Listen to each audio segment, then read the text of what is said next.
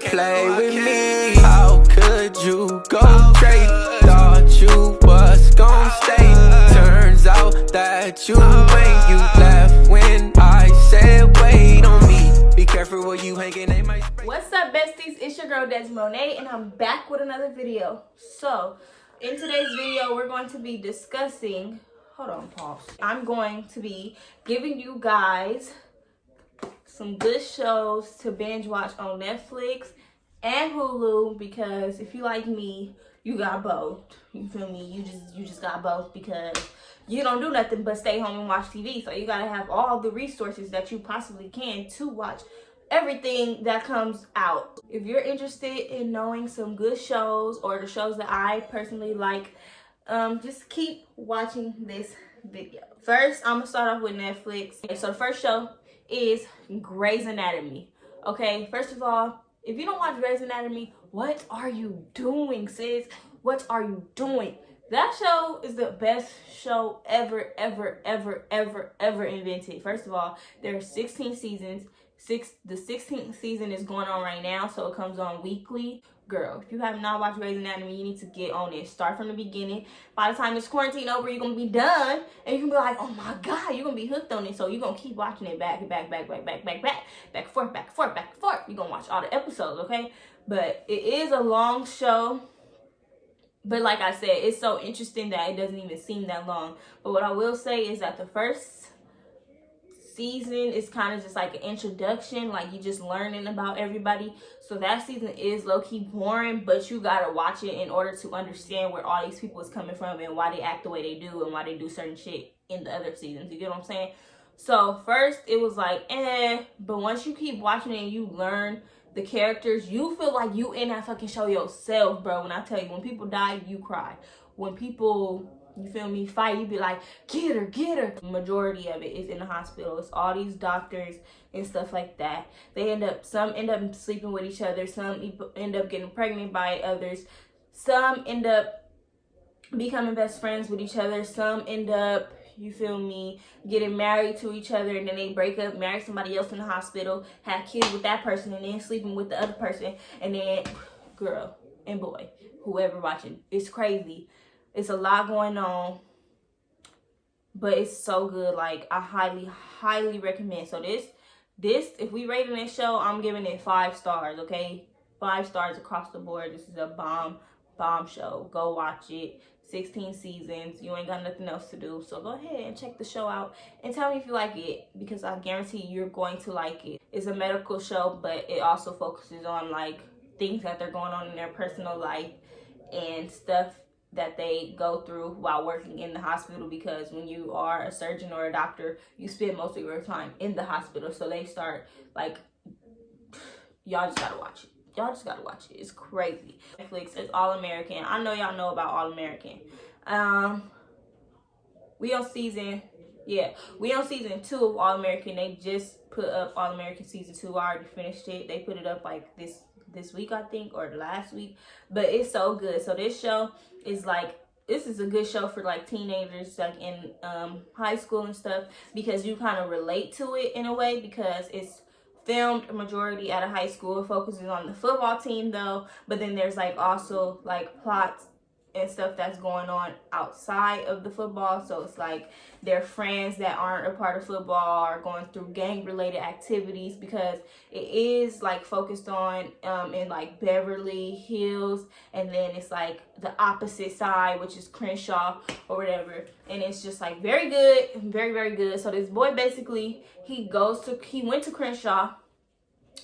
Somebody recruits him to come to Beverly. I'm not going to tell y'all the details, but somebody recruits him to come to Beverly because he's so good at football. So he goes to Beverly. He wins them a championship and all this other stuff, right? But along the way, it starts to like break down everything, and you start to realize that, oh, he wasn't just recruited. It's something behind why he was recruited to go to this school. And it's just crazy. His friend, his best friend, the main character's best friend, main character is Spencer, by the way, his best friend still lives in Crenshaw or whatever. She gets into gangs and stuff, and he tries to get her out of gangs, but somehow, some way, she still ends up being a part of that only because she lives in Crenshaw. Mind you guys, when Spencer goes to the school, right, he has to live in Beverly, so he moves in with his recruiter, and then he just becomes like a whole family with the recruiter's family, because the recruiter has a daughter, a son, and a wife. So boom, all this goes on. That's season 1. They just play football, whatever, and then stuff starts coming out here and there. Then season 2, you're gonna have to go watch that yourself, because I ain't giving y'all the freaking tea. But it's crazy. You gotta watch season 1 to even understand season 2. But I feel like I gave y'all a good description, a brief little description of what the show is actually about. So you should be able to determine if you're interested or not. Another one of those 5-star show, so go check it out. Block. Okay, so On My Block is a little weird but good at the same time. So I would rate this one a 4-star show, only because you have to actually, well, for me, I had to actually sit there and get into it. Like, it didn't just be like, oh, I want to watch On My Block, how I am for All American Grey's Anatomy. Basically, it's 3 kids, main characters. 3 kids, yeah. 3 kids are the main characters, and they're in high school as well, so it might be a good school. I mean, good school. Might be a good show for people that are teenagers. I don't know if adults would like this show, but anyway, the 3 kids, they go to school and stuff. They all have their own little separate thing going on. So one of the main characters, Monsi, I want to say that's her name. She lives with her dad. Mom left. The other character lives with his dad and mother. Dad wants him to be a football player, but he's not really into football like that, so he ends up quitting and like goes on this journey to find Roller World, or to find money from Roller World. Third person is this little this boy. He lives with his family as well, and like, I guess not his stepsister, but somebody comes and live with him. I forgot exactly what she is, but he ends up liking her. Oh wait, is it 3? No, it's 4. It's 4 main characters, because the 4th main character, his brother is a part of a gang, so like he automatically becomes inserted into this gang, and it just becomes drama within him and his 3 other friends, which are the other 3 main characters, and people end up getting shot at, people end up dying. It's just crazy, but like how it happens is just like weird, kind of. But it's good, but it's weird, but it's good, but it's weird, but it's good, but it's weird. So if you're interested in that, I hope I described it correctly, y'all. Go check it out. 4-star show, in my opinion.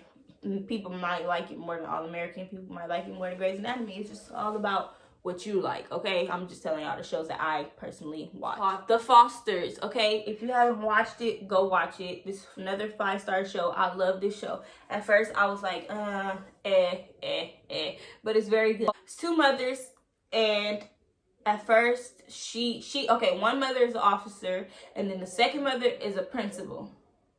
Yes, a principal, teacher, something like that. And she works at her kid's school, okay? But 2 of the kids were adopted, and 1 kid was the police officer's mother's son before she figured out that she was gay, quote unquote. So it's just like a whole little family or whatever, and then they start adding more people to their family. They basically just keep adopting people, which is why it's called the Fosters, I'm guessing. No, that's their last name, but you feel me? They kind of like made it that, so that it would be like, oh, the Foster, they foster a lot of kids type shit.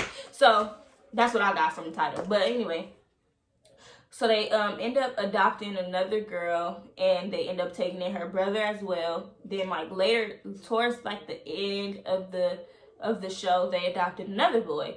I don't know if they're gonna ever continue the Fosters or if it just ended there, because they were just starting to raise him.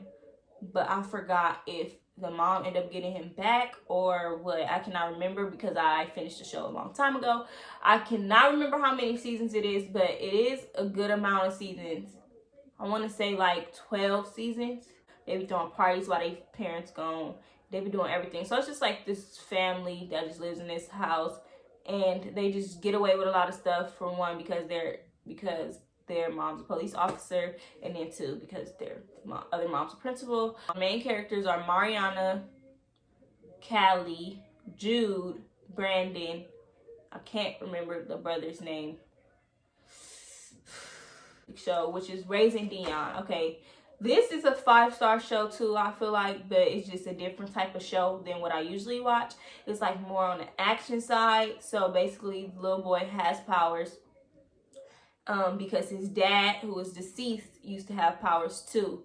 The dad died trying to save somebody else that he met up with, that he found out had powers, because he wanted to know how he could control these powers, or why he had those powers and stuff like that. Basically, he was like a scientist, and he went somewhere and ended up receiving the powers during a storm or something like that. And I guess it was like hereditary, so the son ended up getting them as well. And then the mom is just like, at first she was in denial that her son could do anything, so he starts showing. She didn't think her son had the powers. She didn't even know that the father had the powers, but she started noticing stuff about her son and stuff that he would do. And so she told her sister, who was a doctor, The doctor didn't believe her. So then the doctor seen for herself, and it just became like this crazy thing. The little boy could do some tight ass shit, could motherfucking lift up Legos and shit. He dope. But anyway, that's the 5th show. So there's 3 main characters. There's the villain, there's Dion, and then there's Dion's mother. Good show, 5-star show. Check it out. Next, I'm gonna go on to Hulu. So for the Hulu shows, y'all, only got 4 shows. 3 of the shows I'm in the process of watching right now. The first show I'm gonna tell you guys about is a show that I literally just found. So far, so good. It's called Little Fires Everywhere. It's actually a Hulu original, so it comes on weekly, but they did like a 3-episode premiere, so they dropped 3 episodes one day.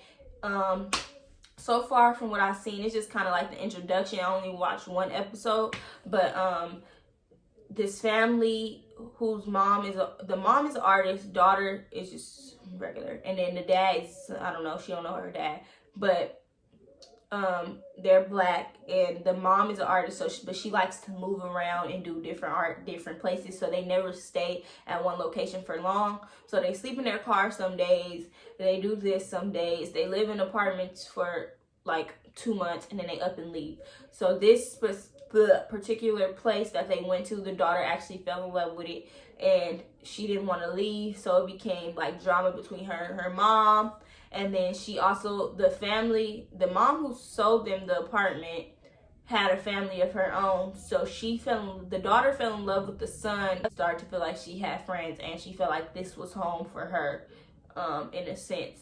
So she started hanging out with them. The family, mind you, the family was white. The mom didn't like that so much, and she kind of got like a racist vibe off of the owner of the apartment, only because of some of the stuff that she would say. She wouldn't know how to properly word it without it seeming like iffy type thing. Eventually, little fires start being set like in their neighborhood, so I'm guessing that's why it's called Little Fires Everywhere, and they're trying to figure out who did it to start the show, so I wouldn't know. And it's only 3 episodes, but that is a good show to check out if you're interested.